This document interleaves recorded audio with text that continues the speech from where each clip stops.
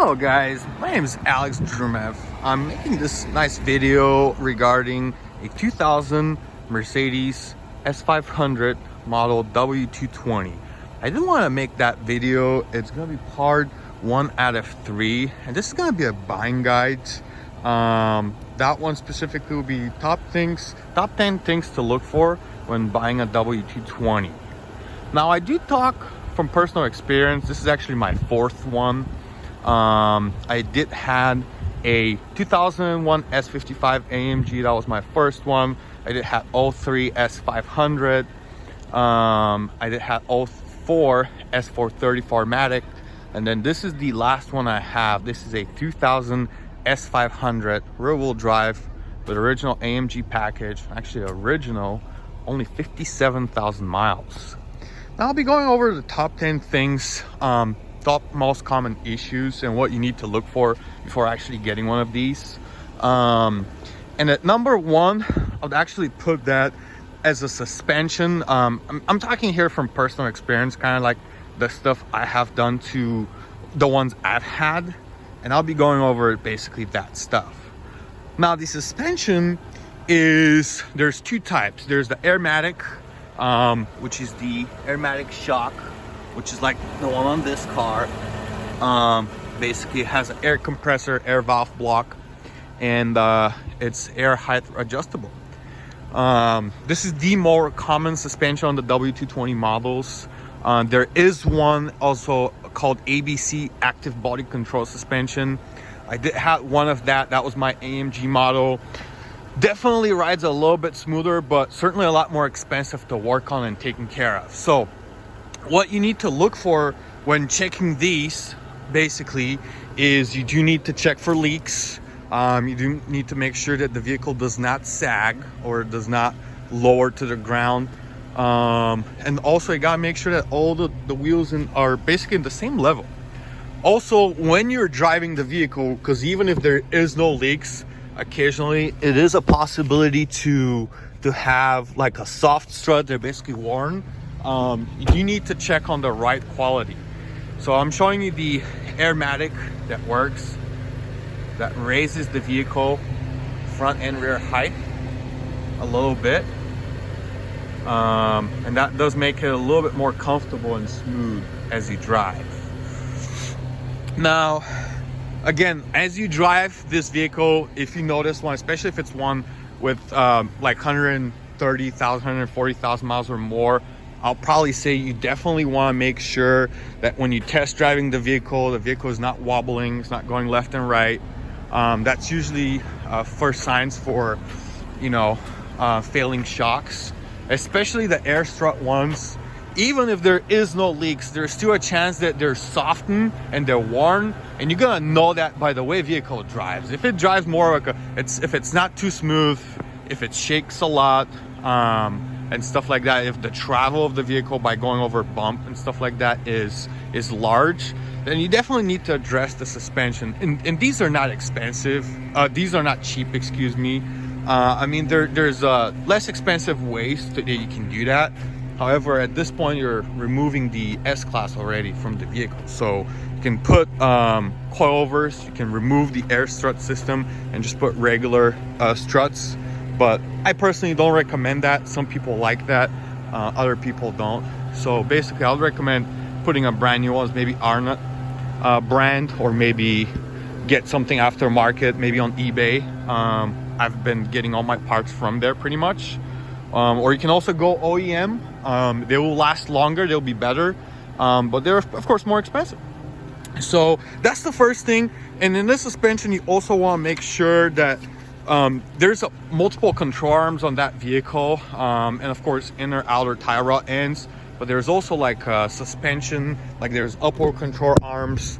Let me turn the steering wheel all the way to show you what I'm talking about. There's 2 lower control arms and there's 1 upper. Here they are. Here's the lower control arm. Of course, this is the brake caliper, the strut, and right here I'm showing you there's 2 lower control arms, and there's also the tie rod ends. So you do want to make sure that nothing wobbles. I mean, the set of suspension is not cheap to get done and replace either.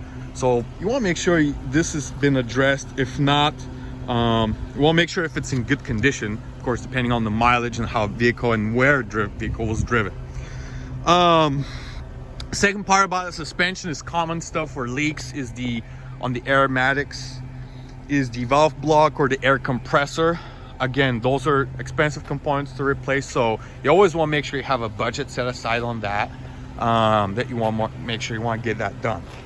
The second part, the biggest thing I've had issue with on this vehicle is actually the water leak, and that was on a specific one I got from the auction a couple years ago. So that one's the S430 4MATIC I had. I want to show you exactly what I'm talking about here. So basically, this is the cabin air filter ducts. Basically, this is where the air goes for the cabin of the vehicle. If vehicle is not being stored in the garage, this can be stuck with pollen and all kinds of other stuff from the outside, and they can clog that water drainage at the bottom. You can't really see it, but it's basically at the bottom of that box here. And when that happens, what happens is water goes in all the way through the cabin air filter right here. Water starts to leak from under here, which is terrible.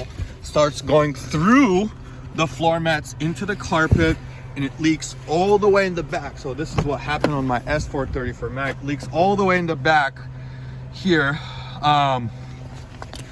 And this is the rear SAM unit. So this is the issue I had on mine, on the 04. Now this is all the fuse, as you guys can see right here. All the fuse in the rear SAM unit, which controls the whole electronics of the rear of the vehicle, is located right underneath of here. Now, the reason why I want to point that up is because that was the most expensive repair I have done on W220. And matter of fact, I actually did that myself. It cost me like $1,500 to fix it, and a lot of work too. I mean, you had to remove all the seat, had to remove all the carpet in order to drain that. Again, this was not on this vehicle, but it is the repair I had to do on the W220 I had. That was the S430 4MATIC. And that's why I want to say you always want to make sure that if vehicle have not been stored in the garage, you want to make sure that it has. You even want to lift the carpet and check for no leaks or anything like that, because that can get quite expensive. Other stuff with water leakage can actually get water here in the trunk. I actually have a preventative towel here, but there's no water leakage into this vehicle because it's being stored in the garage, and it's also at extremely low miles. Other way too, from the insulation failing, water can get into also underneath the rear CD changer and signal and SAM unit in the back. So that can make issues with your CD changer not working, with your sound system not working, your whole command unit basically having issues. So you do want to keep that in mind. Other issues I've had that you want to look for is, of course, most common electronics failing, and this is lights on the dashboard, such as ABS light on or BAS light on, which is basically from a wheel speed sensor, very commonly, or ABS sensor. So basically there's no lights on that vehicle, so it's perfect. But I do want to point that out because this is an issue I have come across in the past. I do want to help out somebody in the future who's want getting one of these beautiful vehicles to help you maintain it better. So also another thing, you always want to make sure, this is probably something that you need to take in the shop in order to check, which is the mounts of the vehicle. Motor mounts, there are 3 of them, I believe, and they're very difficult to replace because I do believe you have to disconnect the exhaust in order to replace them. So it's quite a bit of the job, so do keep that in mind. Motor mounts are actually common, especially on the V8 engines. And the other thing too you want to be very aware of, I actually had that issue on my AMG, is the flex discs drive shaft flex joints, which is basically for your drive shaft that drives the rear wheels. If the car has even low miles and sitting a lot, these rubber installations, they kind of start to fail.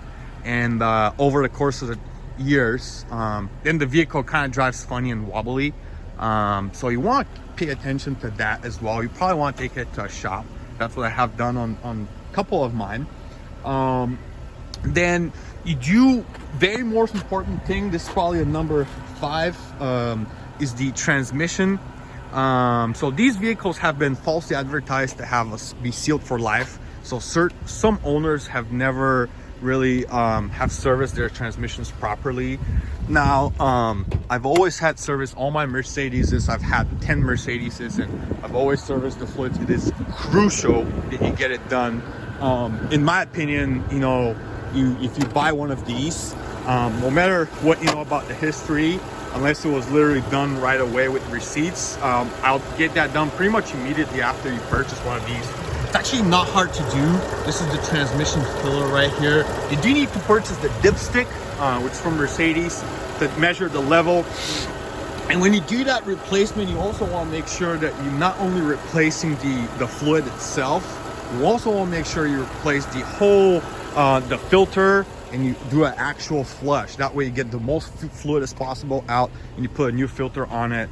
I mean, that's what I have done on my W220. I actually replaced it on 3 out of the 4 that I've had, because on 1 was done right before I purchased it. So there's that.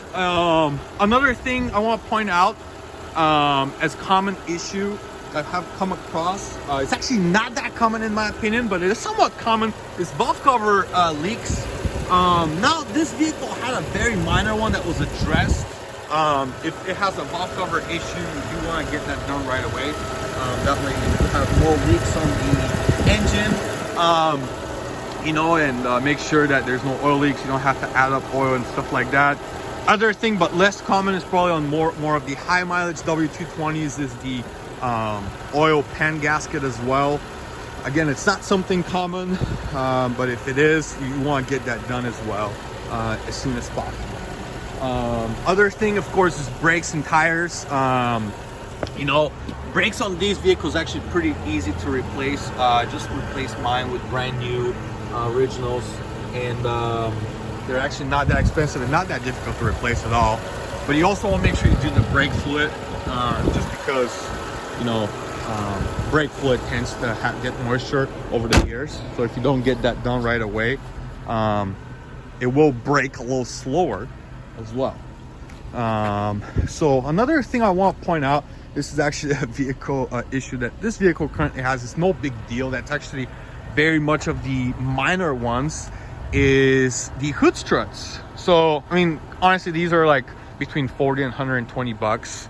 On that vehicle are low. I actually ordered them. I'm waiting on them. And other than that, there's really no issue. These vehicles are, I dare to say, they are actually pretty reliable vehicles.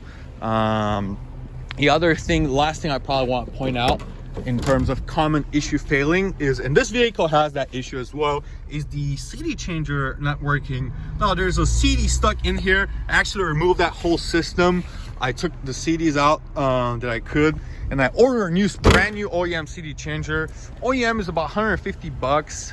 If you do get one that is basically aftermarket one, or if you get one from like a junkyard or something like that, that will be more of a $80, probably somewhere in that ballpark range. So